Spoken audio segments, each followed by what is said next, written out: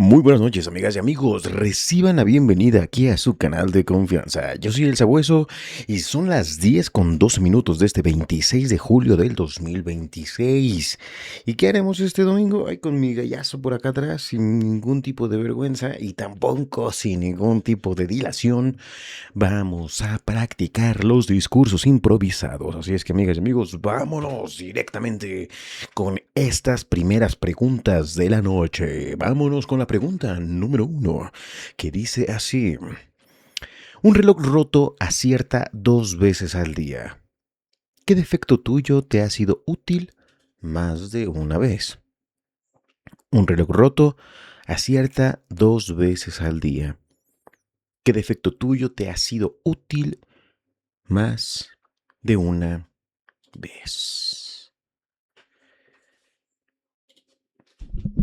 Nunca para la respuesta de cuál es tu defecto más grande, nunca la respuesta debe ser no tengo defectos. Muy buenas noches, yo soy el Sabueso Quirites y aquí esta pregunta da pie a muchas oportunidades. Una muy clara y directa: poder abordar el tema de una autorreflexión que además ya debería de estar medianamente trabajada para poder ser compartida sin problemas. Y es en este caso. Uno de los defectos que me ha producido también la oportunidad de encontrarme con nuevas oportunidades es precisamente mi falta de organización. Depende todavía mucho de estar teniendo presentes las cosas en mi cabeza para poderlas ejecutar. He estado últimamente ejerciendo y aplicando estrategias para poder resolverlo, pero es un problema que tengo desde hace mucho tiempo y que apenas hasta ahora lo estoy tratando de resolver. ¿Qué me ha dado esta falta de organización? La oportunidad de descubrir nuevas oportunidades no planeadas, ni esperadas siquiera, ni en el radar estando. La oportunidad de tener una mente abierta ante las posibilidades de mis proyectos, de mis metas siquiera, y de las alternativas que tengo que generar u obtener o aplicar para que eso llegue a ser realidad. La falta de organización me ha hecho más de 2 veces acertar en no seguir el camino adecuado. O el camino establecido en un principio, no el adecuado, sino el establecido. Entiendo que la organización también me ayudará a cumplir compromisos y hacer que mi palabra sea una seguridad. Así es que en ese proceso de crecimiento, en esa gran confesión con ustedes, estoy hoy con la enorme característica del optimismo para saber que más adelante podré siempre ser mejor. Pregunta número 2. Los arqueólogos celebran cuando encuentran una grieta. ¿Qué error reveló algo valioso sobre ti? Los arqueólogos celebran cuando encuentran una grieta. ¿Qué error reveló algo valioso sobre ti?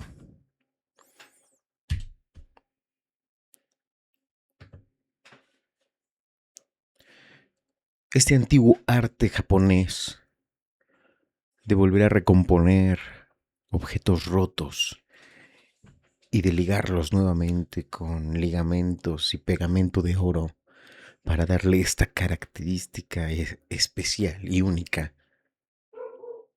Es también la tendencia humana en la que tenemos a apropiarnos de las cicatrices de nuestra experiencia y volverlos símbolos de nuestro crecimiento. Hoy la invitación es muy clara para ti, para mí, para todos los que tenemos la disposición de escuchar. Si estamos realmente dispuestas y dispuestos a lograr este sinfín, este océano de desarrollo, volvernos una nación competente, el primer paso es revelar y confesar también en determinados espacios los errores que nos han llevado a esa excelencia. No la competencia con los demás, sino con nuestro propio proyecto y nuestra percepción, con el juicio de nuestro yo del pasado y la comparación de nuestras competencias antes y ahora. Yo les decía que un defecto es la falta de organización, pero un error cometido por mí fue el haber confiado de más en personas de mi entorno laboral, en mi entorno laboral anterior. Confesar y decir cosas a nivel personal que me eran muy relevantes y no saber cuándo ser prudente con ciertas cosas. Vaya que soy profesional, lo sé. Puedo tener un mundo en personal con la otra persona, pero yo puedo seguir trabajando, cumpliendo objetivos y cumpliendo metas, porque lo personal puede quedarse afuera. Nunca más tuve una relación especial con esta persona, a nivel íntimo personal.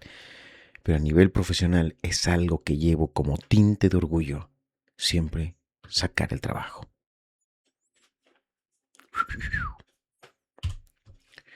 3. Pregunta número 3. Un director de orquesta rara vez produce un sonido. ¿Qué logros requieren influir más que actuar? Un director de orquesta rara vez produce un sonido. ¿Qué logros requieren influir más que actuar? El liderazgo no es solamente dar órdenes o decirle a otros qué hacer. Es tener la capacidad de influir a través de la compartición de su visión. El compartir la visión es la meta de todo liderazgo, porque es la capacidad de poderle comunicar a las y los demás lo que tú ya ves hecho realidad antes de que siquiera se mueva un dedo para que eso ocurra. Pero tú ya lo ves hecho, ya lo ves concretado. Y por eso conoces el camino y por eso es cuestionado por todas y todos. Porque esos caminos y esas directrices no están ligadas a un camino ya transitado, es el que tú les estás enseñando. Y por lo tanto, el nivel de comunicación de esa visión hará que todas y todos se comprometan, sin ni siquiera a veces darles un pago, porque esa visión se vuelva lo que ya todas y todos ven hecho realidad. Ese me parece que es el logro que más requiere influir que actuar. El lograr que puedan muchas personas comprometerse con un principio, con un valor, con una meta, con un objetivo central y que el compromiso sea humano. Porque sabemos cuánto es lo valioso, amigas y amigos, sabemos cuánto es lo valioso para mirarnos a la cara y decir, me comprometo contigo porque sé que es más grande que tú y que yo. Esa es la medalla de honor de los líderes.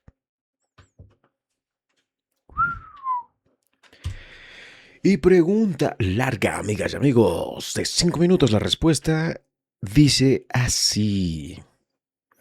Los viejos cambios comerciales conectaban lugares muy distintos.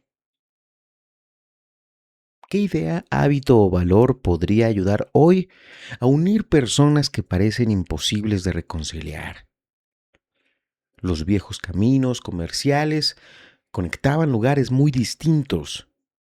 ¿Qué idea, hábito o valor podría ayudar hoy a unir personas que parecen imposibles de reconciliar?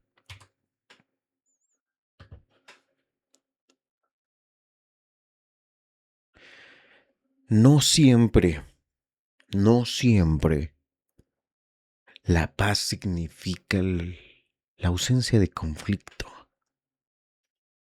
sino la capacidad primordial de resolverlos. Esto no es solo aplicable entre personas comunes y corrientes en donde, oye, tu pareja y tú pelean. Seguramente en algún momento lo hemos hecho, sí. Oye, ¿y eso quiere decir que han roto, que han terminado, que han roto lazos, que han generado algún efecto dañino? No, porque hemos sabido resolverlo. Oye, ¿te has enojado con tu papá, con tu mamá, con tu hermano, con tu abuelo, abuela, tío, tía, con tu primo, prima, con tu amigo, amiga, con tu vecino, vecina? Sí. Oye, ¿y has roto lazos? ¿Te has exiliado por romper con esos círculos fundamentales de vinculación? No, porque los hemos resuelto. Les digo que no necesariamente la ausencia de violencia es paz, porque no voy a justificarla, pero violencia es todo aquello, hostilidad. Y en aquellos casos la violencia verbal, firme, directa y concreta, donde no violente solamente por herir y concluir con destruir, sino con que marques un límite con lo que no es tolerable. Porque no vale la pena endulzar cosas, ideologías y formas de ver donde la supuesta superioridad permite y da licencia a actos de deshumanización y de violencia absoluta. No podemos tolerar la intolerancia en aras de ser libertarias y libertarios. No podemos permitir las ideologías y actos que hacen que la gente se destruya. Es que ese es el principio fundamental de la justicia. El que el principio de entrada se aplique para todas y todos. Porque en unos casos sí y en unos casos no es la primera instancia en la que estamos partiendo en este momento. Mi pregunta es, y tal vez sea estúpida, pero mi pregunta es esta. ¿Por qué seguir las reglas cuando al ver y atestiguar en repetidas ocasiones que no se aplica de la misma manera en todos los casos? Que si es un actor u otro actor se aplica de una forma u otra. Que si tiene determinadas características la persona debería o no aplicarse la ley, aplicarse el principio de justicia y de legalidad que supuestamente estaban todas y todos convenidas y convenidos en seguir y obedecer.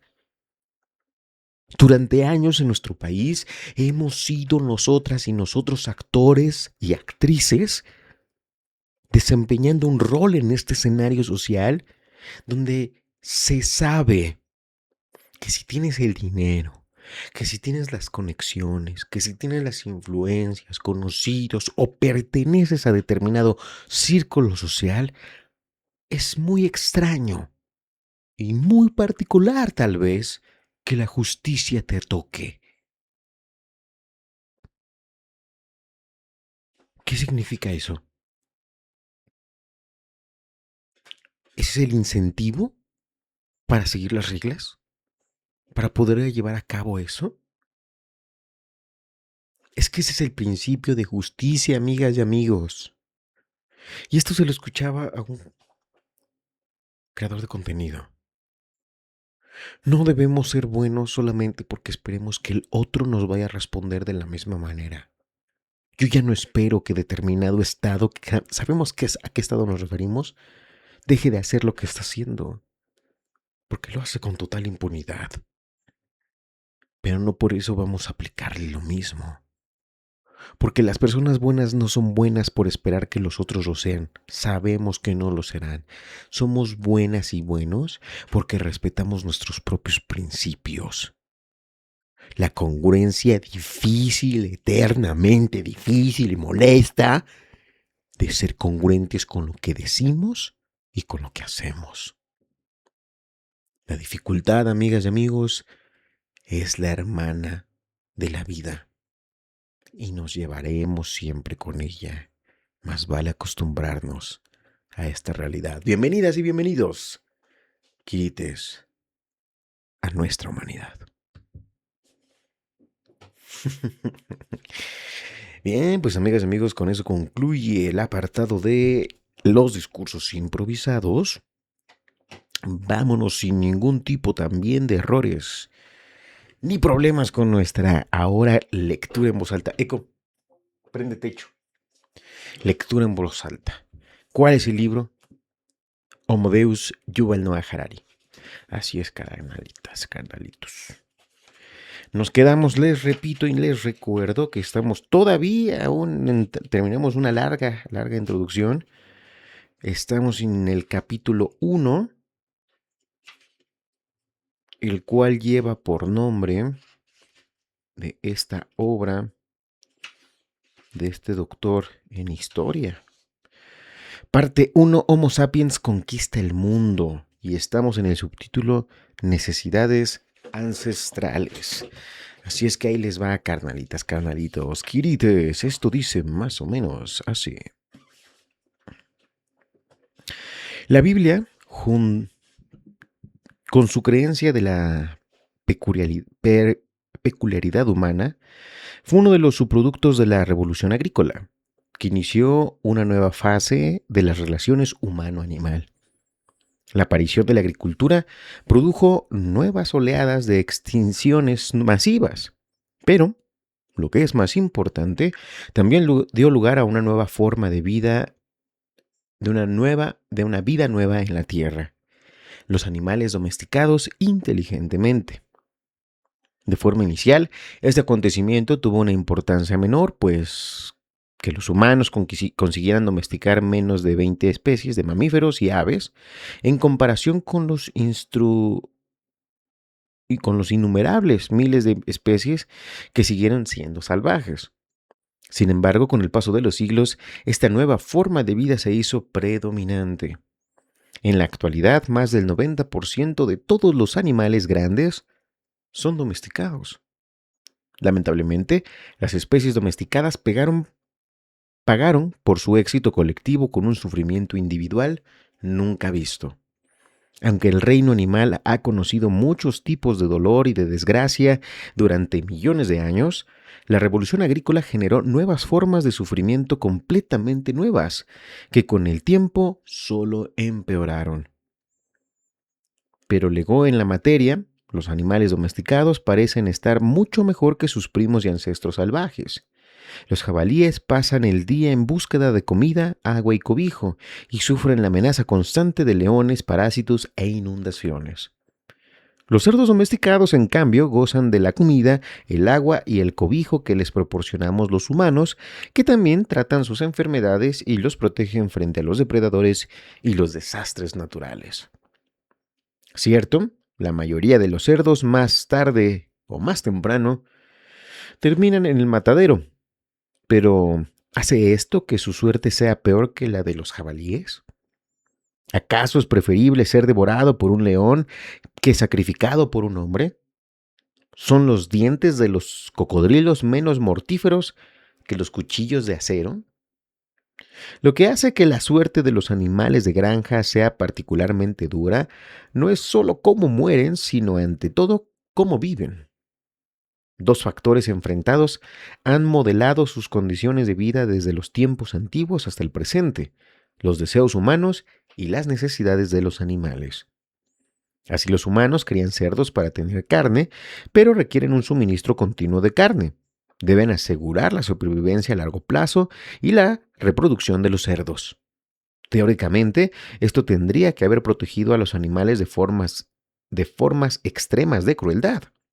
Si un granjero no los cuidaba adecuadamente, sus cerdos pronto morirían sin descendientes y el granjero sucumbía al hambre.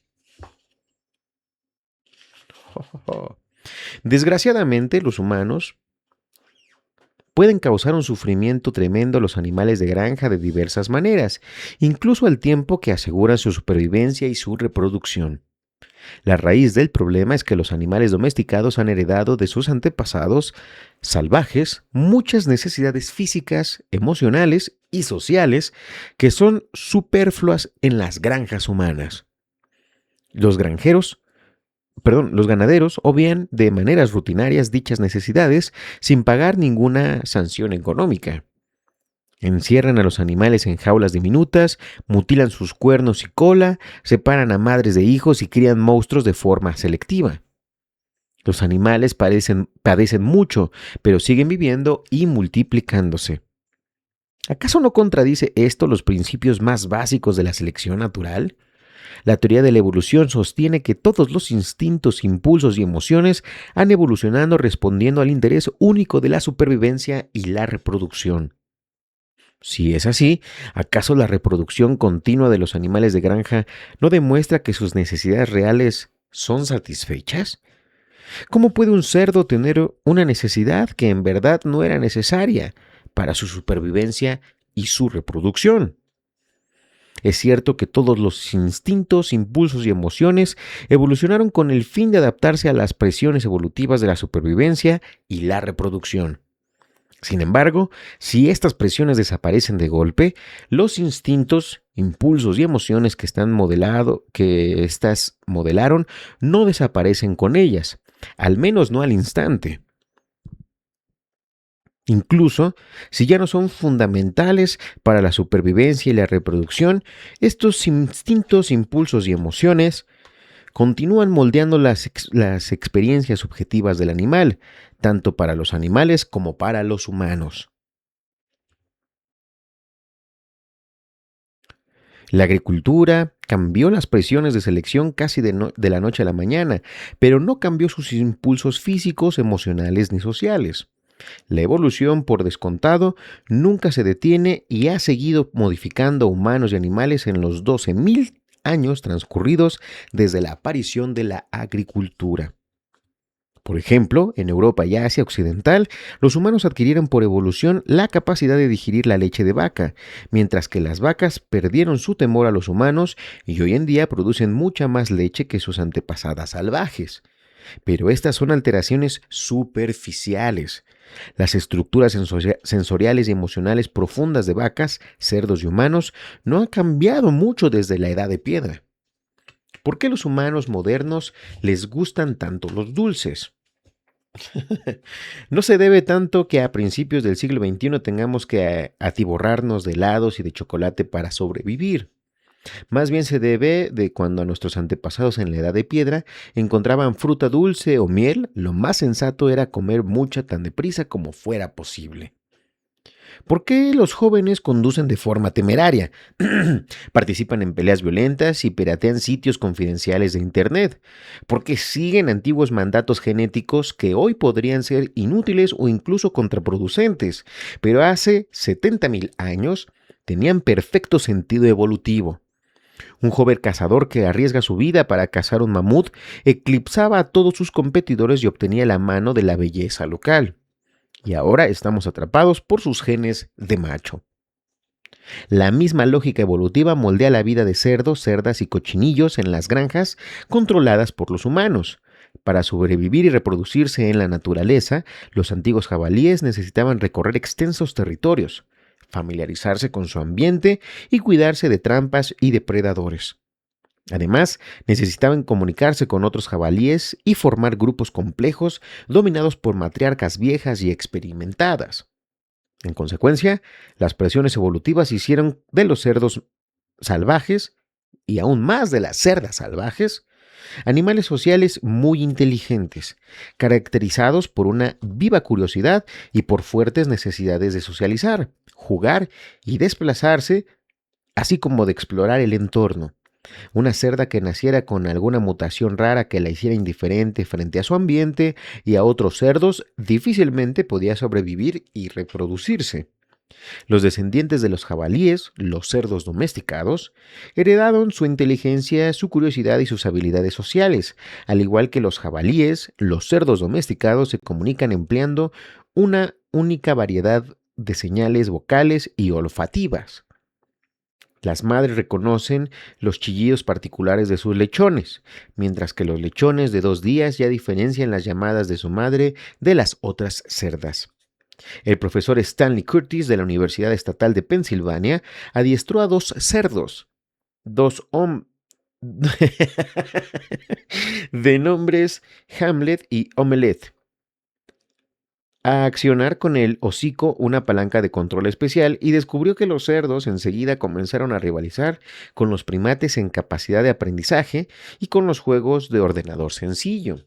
Es que, sí, bueno, es para que vean la capacidad de los cerdos. Y eso es que, de alguna manera, a nivel de sangre, de pH y de incluso de piel, tiene mayor similitud con los seres humanos. Hoy en día, no se lo digas a un judío, hoy en día la mayoría de las puercas que viven en granjas industriales no tienen juegos de ordenador. Están encerradas por sus dueños humanos en minúsculos cajones de gestación, que por lo general miden 2 metros por 70 centímetros.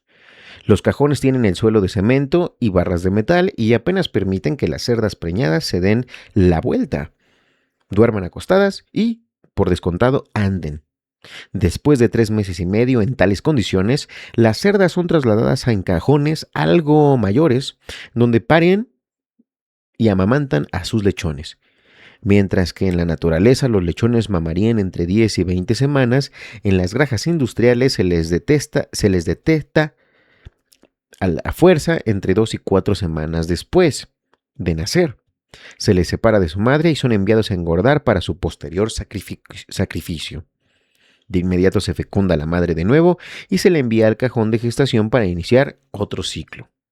La puerca típica pasará por entre 5 y 10 ciclos como este antes de ser sacrificada. En los últimos años, el uso de cajones se ha restringido en la Unión Europea y en algunos estados de Estados Unidos, pero los cajones todavía se emplean de manera generalizada en muchos países y decenas de millones de cerdas reproductoras pasan casi toda su vida en ellos. Los granjeros humanos cuidan de todo lo que la puerca necesita para sobrevivir y reproducirse. Le proporcionan comida, la vacunan contra enfermedades, la protegen contra los elementos y lo inseminan artificialmente. Objetivamente, la marrana ya no necesita explorar su entorno ni socializar con otros cerdos.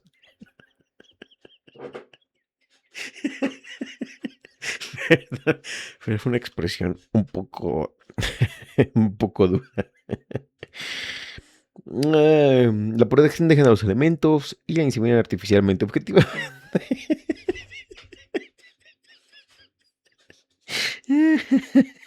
Objetivamente la marrana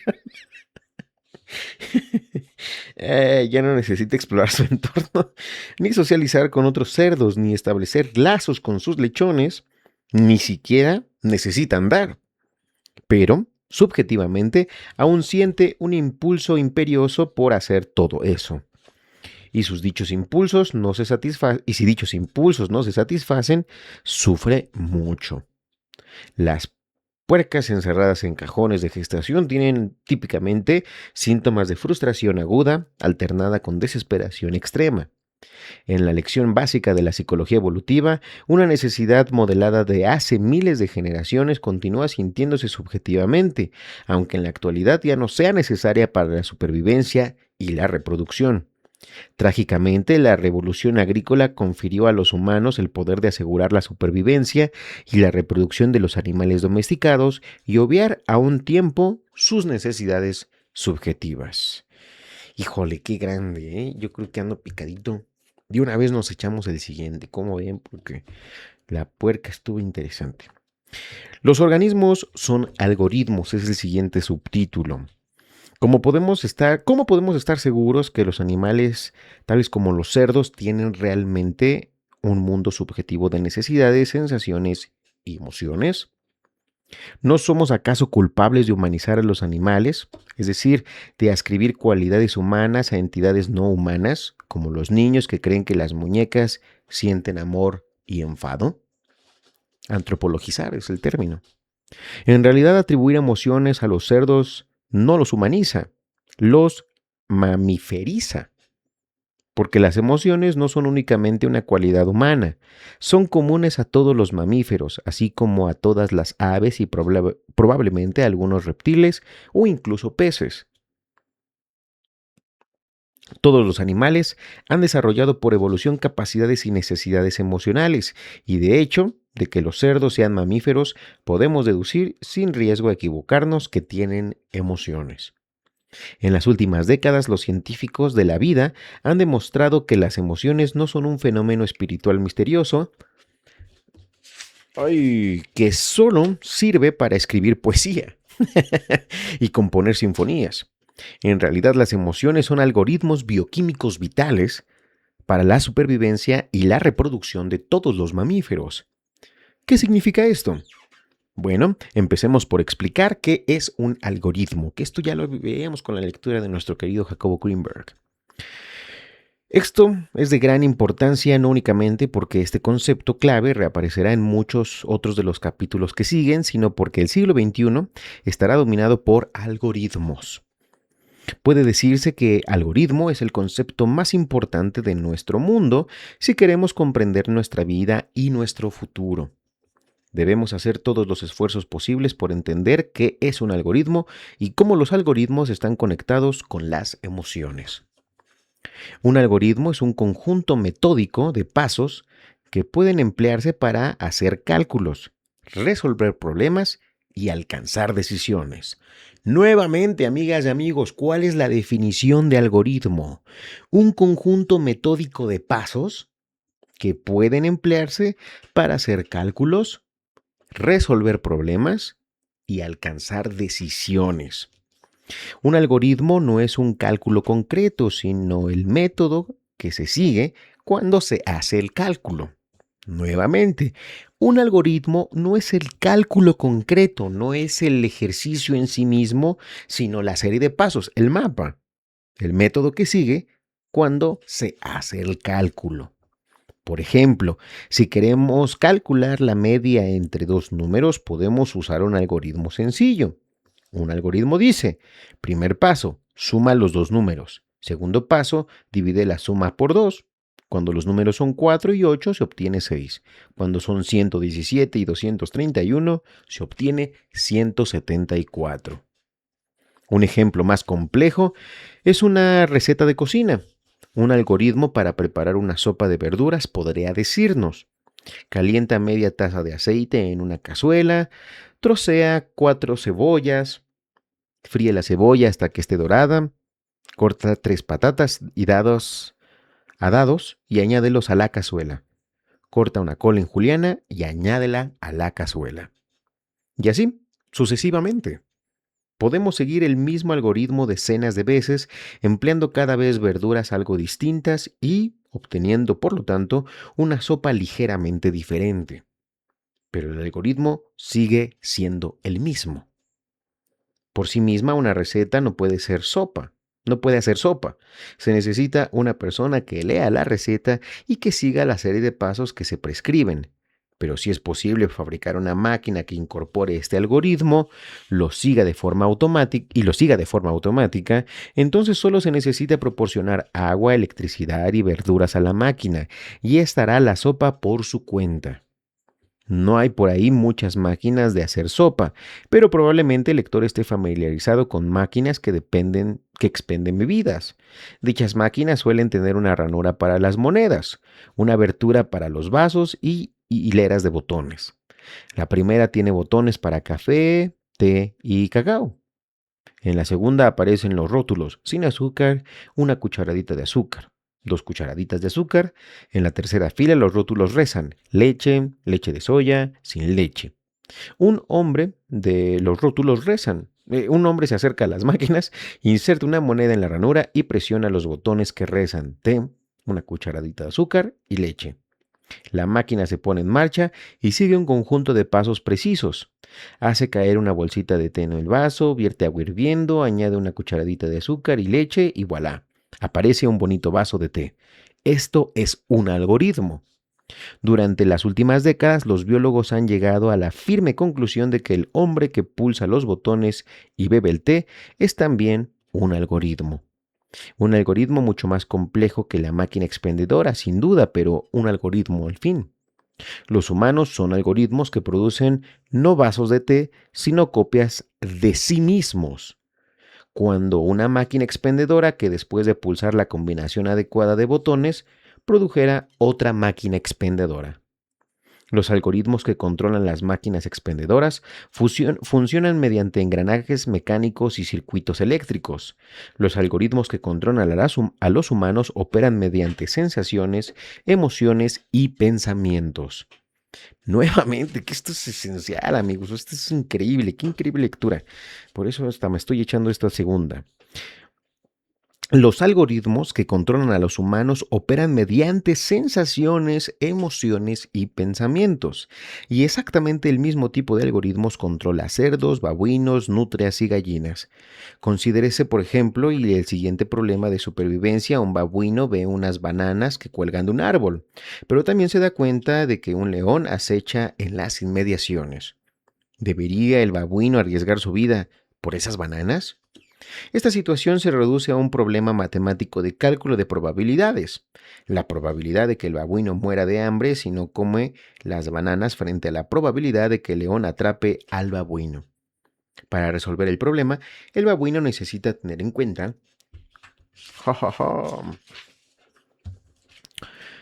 muchos datos.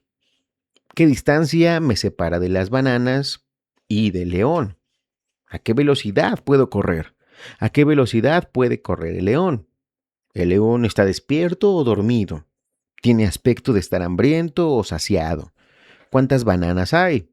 ¿Son pequeñas o grandes, verdes o maduras? Además de estos datos externos, el papión ha de tener en cuenta asimismo información sobre las condiciones internas de su cuerpo. Si le acucia el hambre, tendrá sentido arriesgarlo todo por esas bananas, al margen de las probabilidades que tenga. En cambio, si acaba de comer y el ansia por las bananas es mera glotonería, ¿por qué correr ningún riesgo? Para sopesar y aquilatar todas esas variables y probabilidades, el babuino necesita algoritmos mucho más complicados que los que controlan las máquinas expendedoras automáticas. En correspondencia, el premio de hacer los cálculos correctos es mayor. El premio de la supervivencia, el premio es la supervivencia misma del babuino. Un babuino asustadizo, cuyos algoritmos sobreestiman los peligros, morirá de hambre y los genes que moldearon estos algoritmos cobardes perecerán con él. Un babuino imprudente, cuyos algoritmos subestimen los peligros, caerá presa del león y sus genes audaces tampoco conseguirán llegar a la siguiente generación. Dichos algoritmos pasan constantemente controles de calidad por parte de la selección natural. Solo los animales que calculan correctamente las probabilidades dejan descendientes. Pero todo esto es muy abstracto. ¿Cómo calcula exactamente probabilidades un babuino? Desde luego no toma un lápiz que lleva tras la oreja y un bloc de notas que guarda en un bolsillo trasero y empieza a computar velocidades de carrera y niveles de energía con una calculadora. Más bien todo el cuerpo del babuino es la calculadora. Lo que llamamos sensaciones y emociones son en realidad algoritmos. El babuino siente hambre, siente miedo y tiembla al ver al león y nota que se le hace la boca agua al ver las bananas. En una fracción de segundo experimenta una tormenta de sensaciones y emociones y deseos que no es otra cosa que el proceso del cálculo. El resultado aparecerá como una sensación de repente. El babuino sentirá que su espíritu se eleva, que sus pelos se erizan, sus músculos se tensan, su pecho se hincha, inhalará una gran bocanada y ¡adelante! ¡Puedo hacerlo! ¡A por las bananas! Así eternamente. Podría estar abrumado por el terror, Así alternativamente, perdón, podría estar abrumado por el terror. Sus hombros cederían, su estómago daría un vuelco, sus patas no lo sostendrían y ¡mamá! ¡Un león! ¡Socorro! A veces las probabilidades son tan parejas que es difícil decidirse. También esto se manifestará como una sensación. El papión se sentirá confundido e indeciso. Sí, no, maldición, no sé qué hacer. Para transmitir genes a la siguiente generación no basta con solucionar problemas de supervivencia. Los animales tienen que resolver asimismo problemas de reproducción y también en esto depende de calcular probabilidades. La selección natural ha hecho evolucionar pasión y repugnancia como algoritmos rápidos para evolucionar las probabilidades de reproducción. La belleza significa buenas probabilidades de tener descendientes que medren. Cuando una mujer ve a un hombre y piensa, wow, qué guapo qué guapo es. Y cuando una pavo real ve a un pavo real y piensa, Jesús, qué cola, está haciendo algo parecido a la máquina expendedora. Cuando la luz reflejada por el cuerpo del macho incide en sus retinas, se ponen en marcha algoritmos potentes perfeccionados por millones de años de evolución. En cuestión de micromilisegundos, los algoritmos convierten señales minúsculas del aspecto externo del macho en probabilidades de reproducción y llegan a una conclusión. Con toda probabilidad es un macho muy sano y fértil con genes excelentes. Si me apareo con él, mis hijos tendrán también la probabilidad de gozar una buena salud y genes excelentes. Obviamente, esta conclusión no se manifiesta en palabras o números, sino en la ardiente comezón de la atracción sexual. Las pavas reales y la mayoría de las mujeres no hacen estos cálculos con lápiz y papel, simplemente lo sienten. Incluso los economistas que han tenido el premio Nobel toman solo una ínfima parte de sus decisiones utilizando lápiz, papel y calculadora. El 99% de nuestras decisiones, entre ellas las elecciones más importantes de la vida, relacionadas con cónyuges, carreras y hábitats, la toman los refinadísimos algoritmos que llamamos sensaciones, emociones y deseos. Debido a que dichos algoritmos controlan la vida de todos los mamíferos y aves y probablemente algunos reptiles e incluso peces, cuando humanos, babuinos y cerdos sienten miedo, procesos neurológicos similares tienen lugar en áreas cerebrales similares. Por lo tanto, es probable que humanos asustados, babuinos aterrados y cerdos atemorizados tengan experiencias similares. También hay diferencias, por supuesto. Los cerdos no parecen experimentar los extremos de compasión y crueldad que caracterizan a Homo sapiens, ni la sensación de arrobo que embarga a un humano cuando contempla la infinitud de un cielo estrellado. Es probable que existen también ejemplos opuestos de sensaciones porcinas con las que los humanos no están familiarizados, pero no puedo citar ninguna, por razones obvias. Sin embargo, hay una emoción básica que todos los mamíferos comparten, el vínculo madre-hijo. De hecho, a él deben su nombre los mamíferos. La palabra mamífero procede del latín mama, seno. Las madres mamíferas quieren tanto a sus hijos que les permiten mamar de su cuerpo. Los jóvenes mamíferos, por su parte, sienten un deseo abrumador de vincularse a su madre y permanecer cerca de ella. En la naturaleza, los jabatos, becerros y cachorros que no consiguen establecer ese vínculo con su madre rara vez sobreviven mucho tiempo. Hasta fechas recientes era algo que también ocurría con los niños, y a la inversa. Una cerda, vaca o perra que debido a alguna mutación rara no se ocupe a sus crías, bien podría tener una vida larga y apacible, pero sus genes no pasarían a la siguiente generación. Y tanto ocurre y otro tanto ocurre con las jirafas, murciélagos, ballenas y puercoespines.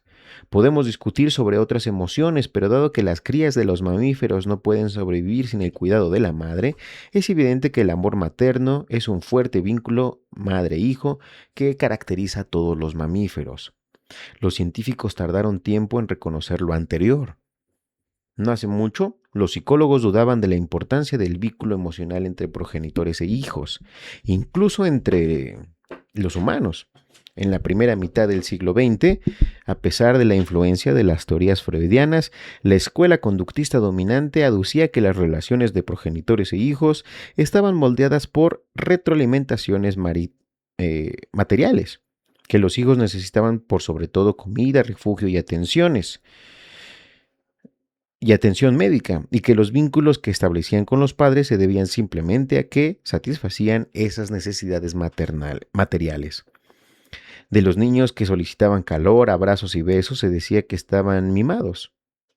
Los expertos en puericultura advertían que los niños que recibían besos y abrazos de sus padres se convertían en adultos necesitados, egoístas e impuros. E inseguros. ¿Qué tal, mis deslices? John Watson, una autoridad reconocida de la puericultura en la década de 1920, advertía severamente a los padres: no abracéis ni beséis nunca a vuestros hijos, no dejéis nunca que sientan vuestro regazo, si tenéis que besarlos, hacedlo una vez en la frente, cuando les deseéis buenas noches. Por la mañana estrechadles la mano. La popular revista Infant Care explicaba que el secreto de criar hijos es mantener la disciplina y proporcionarles las necesidades materiales según un rígido programa diario. Un artículo en 1929 daba el siguiente consejo a los padres diarios. A los padres, si el niño lloraba pidiendo comida antes de la hora de comer, no lo cojáis, no lo aconéis para que deje de llorar. Y no lo alimentéis hasta que llegue la hora exacta de comer. Llorar no hará daño al bebé, ni siquiera al de muy corta edad.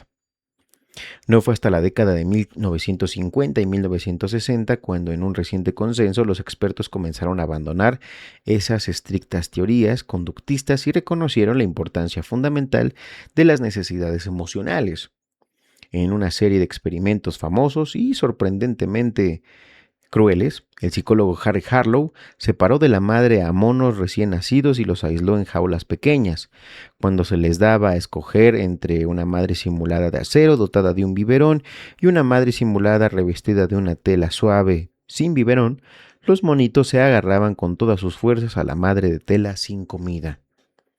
Estos monitos sabían algo en lo que John Watson y los expertos de Infant Care no habían advertido. Los mamíferos no pueden vivir solo de comida, también necesitan vínculos emocionales. Millones de años de evolución preprogramaron a los monos con un deseo abrumador de vínculo emocional. La evolución también les impregnó con la suposición de que es más probable formular vínculos emocionales con cosas peludas y blandas que con objetos metálicos duros. Es también la razón por la que es mucho más probable que los niños se sientan atraídos por muñecas, mantas y trapos malolientes que por cubiertos, piedras o piezas de construcción de madera. La necesidad de vínculos emocionales es tan fuerte que los monitos de Harlow abandonan a la madre simulada de metal y nutricia y se dirigían su atención únicamente al objeto que parecía capaz de dar una respuesta de aquella necesidad.